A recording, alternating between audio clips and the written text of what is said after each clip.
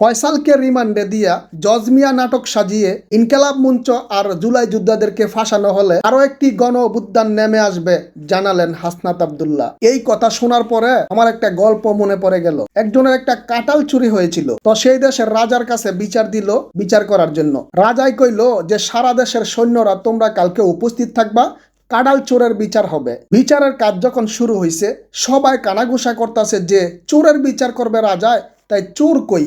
রাজাই কইতাছে আপনারা চিন্তা করেন না, চোর আছে, আমি শনাক্ত করতাম না, চোর আপনাদেরকে দিয়েই শনাক্ত করামো। সবাই তো বিভ্রান্ত হয়ে গেছে যে কিরে চোর শনাক্ত করবো আমরা কিভাবে? তো রাজাই কইতাছে যে কিনা কাঁঠাল চুরি করছে সেই চোরের মাথায় কাঁঠালের কষ লেগে আছে। ফট করে চোরাই মাথায় হাত দিয়া চায় কাঁঠালের কষ আসেনি।